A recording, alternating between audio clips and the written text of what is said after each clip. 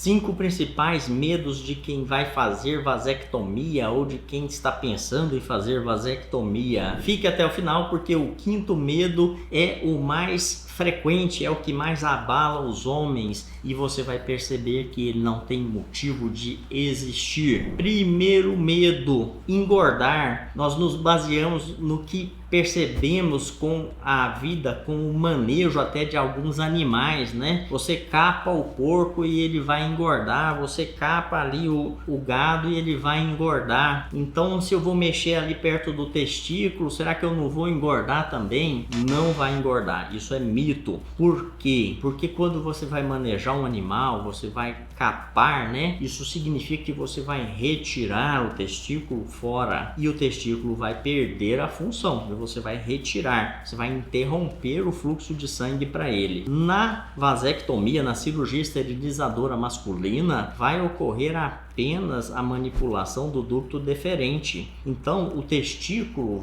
vai continuar produzindo testosterona e vai continuar jogando essa testosterona no seu sangue, e isso realmente não vai fazer falta, não tem sentido. Por quê?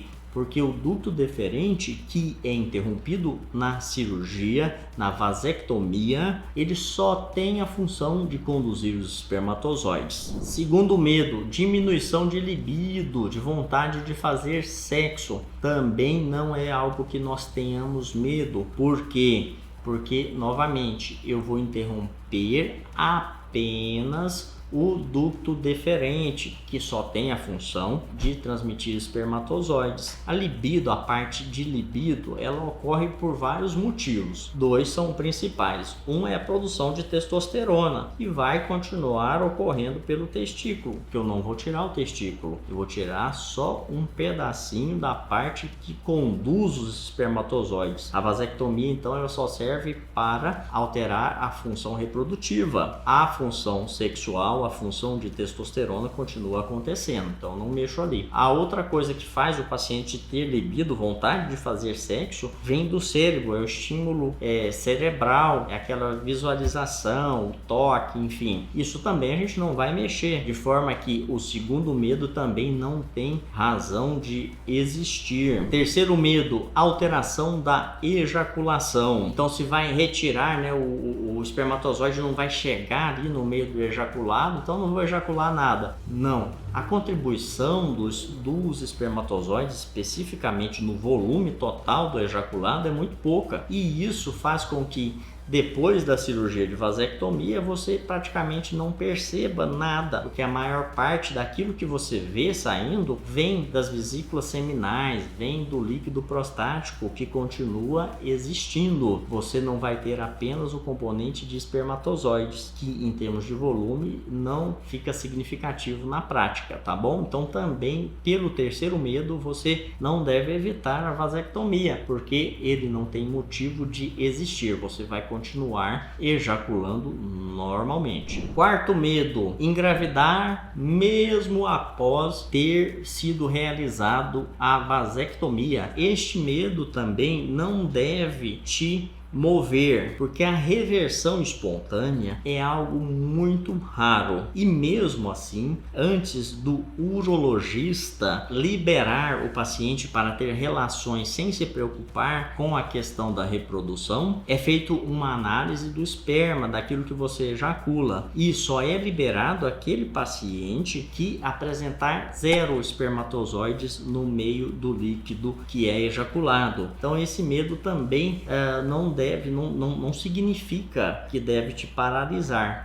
Muito paciente pergunta, mas mesmo assim é 0? Nunca na medicina alguma coisa vai ser 0. Nunca. A natureza nos dá exemplos aí todos os dias, e a literatura fala no nível de reversão, principalmente no nível de reversão depois que se faz um espermograma zerado, que tende a 0. Tende tanto a 0 que acaba sendo mais seguro do que os outros outros métodos contraceptivos, inclusive o próprio anticoncepcional. Novamente, sempre com esse espermograma de controle. Se ocorrer a reversão, nesse primeiro espermograma, muito provavelmente já vai ter alteração e aí sim eu vou promover uma nova vasectomia, vou fazer novamente, mas esse medo não deve existir, porque uma reversão espontânea já é bem difícil. Agora, uma reversão espontânea depois que eu tenho um espermograma zerado, realmente tende a zero a chance disso acontecer. Só não falamos que é zero porque nós estamos na medicina, e na medicina, sendo uma ciência biológica, ela não é exata e não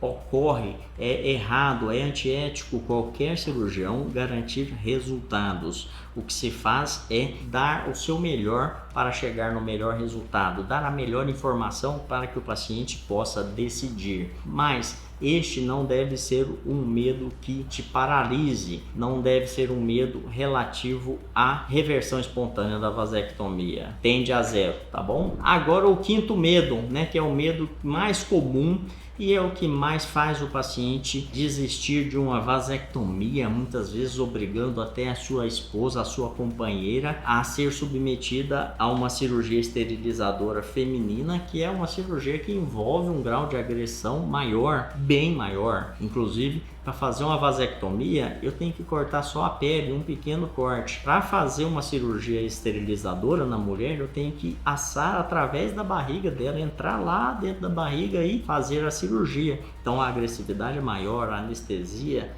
o volume de anestesia é maior, o tempo anestesiado e o tempo de internação também é maior. Mas muitos homens têm esse medo paralisante em relação ao quinto medo, que é a impotência sexual. A vasectomia não é uma cirurgia que causa impotência sexual. Isso falando a grosso modo. Por quê? Porque o ducto deferente, que é a única coisa que é manipulada na cirurgia, que é a única coisa que na verdade é agredida na cirurgia de vasectomia, só tem a função de conduzir os espermatozoides. A artéria peniana, que faz o pênis ficar duro, ela vem por dentro ali da barriga e penetra diretamente no pênis de maneira bem profunda.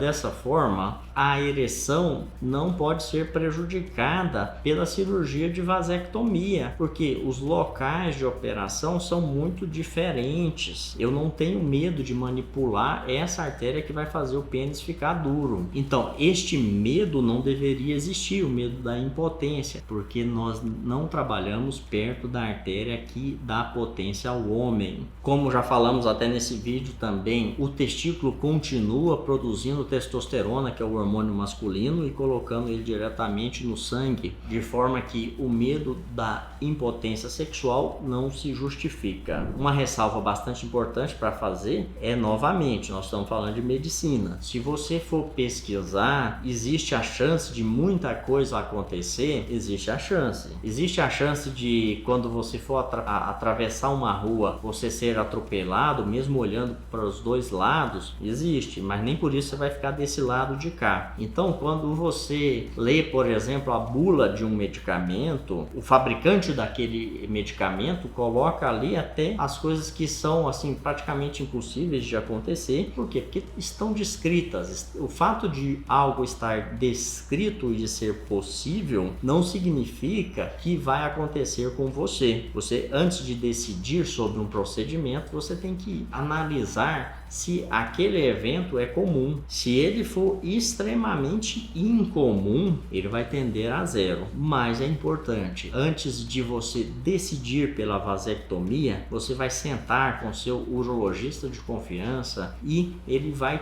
acabar com todas as suas dúvidas, de forma que este vídeo de hoje ele serve basicamente para derrubar os mitos. Por quê? Porque grande parte dos pacientes não faz a cirurgia pensando que estes potenciais efeitos colaterais, que são tendem às vezes até a zero, o paciente interpreta, né, o que faz o paciente não fazer a cirurgia é que ele acha que aquilo ali é um nível muito alto. Ele acha que todo paciente que faz a vasectomia vai engordar porque os animais engordam. Isso é um mito. E reafirmando que nenhuma informação substitui uma consulta médica. Espero que vocês tenham gostado do vídeo. Propaguem a informação, porque informação de qualidade salva vidas.